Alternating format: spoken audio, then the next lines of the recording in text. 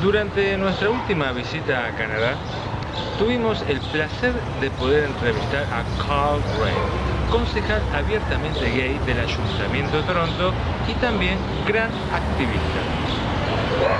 Compartamos la entrevista. You are very involved in the art and cultural community.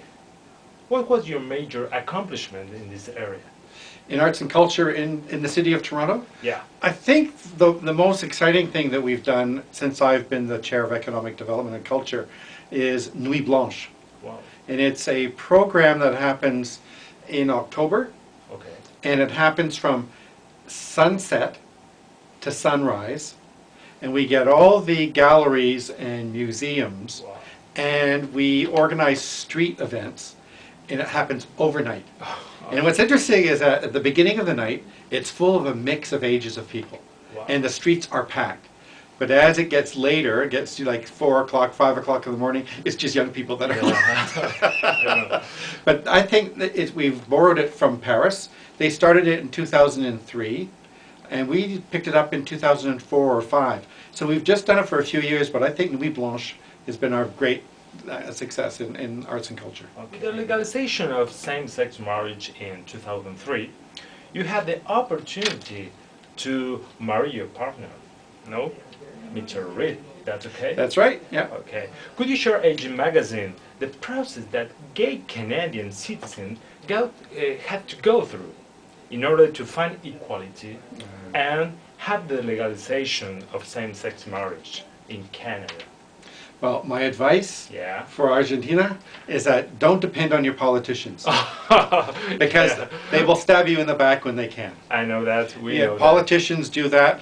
I'm a politician, but it's really disappointing. What we were very successful in doing is getting grassroots people interested in the issue of equality rights for gays and lesbians. Okay. Then we were able to get municipalities like Toronto, Ottawa, Hamilton, to start providing equality rights for gays and lesbians at the municipal, at the small local level. Oh, that's good. That made it easier for people at upper levels of government to recognize, well, if they're doing it, you know, it's okay. They get reelected, right? Okay. But what was the key for us was the Charter of Rights and Freedoms, which is our equality rights legislation, the federal legislation. And we used that in the courts. And we were able to demonstrate in the courts that we were being discriminated against. And so the courts every time said the government, either the provincial government or the federal government, you have 60 days to fix your legislation to make it comply with the Canadian Constitution. So we had very progressive and activist judges. And that's what made the difference in Canada, was the judges. Yeah. So the judges told politicians, you have to do the right thing. Yeah. We know. Yeah. What's the role of different religions group in the legalization of the same-sex marriage?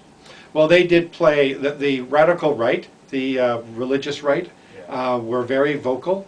The Protestant religious groups, the Roman Catholic Church were organized. The bishop spoke from the pulpit, telling people, you know, to tell your government representatives not to support.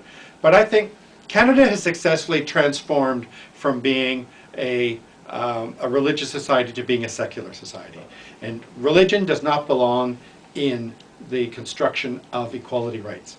You can't hide behind religion and say that you support equality rights. You need to be aware that religion can often undervalue equality rights in the name of religion, and so you have to put that aside. Okay. And what's your opinion about proud age in Los Angeles? Well, it was a disgrace that you finally identify that rights have been denied people. And they begin to enjoy those rights, and then you take them away.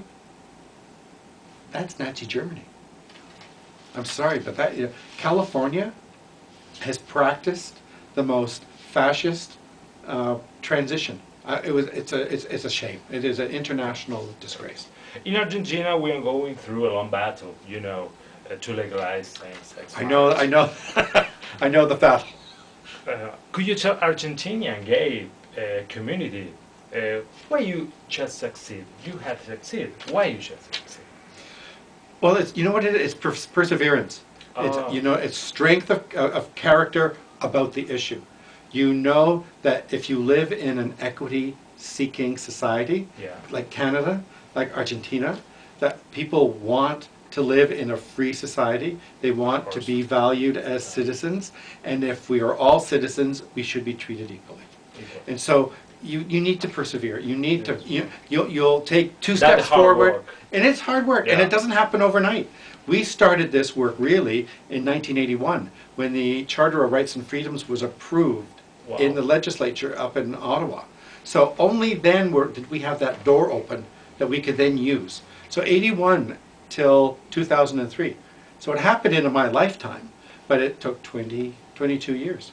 Okay, that's all, Mr. Kyle Rae. You can say hi to Argentinian people. Hola! Okay, thank you very much. Thank you.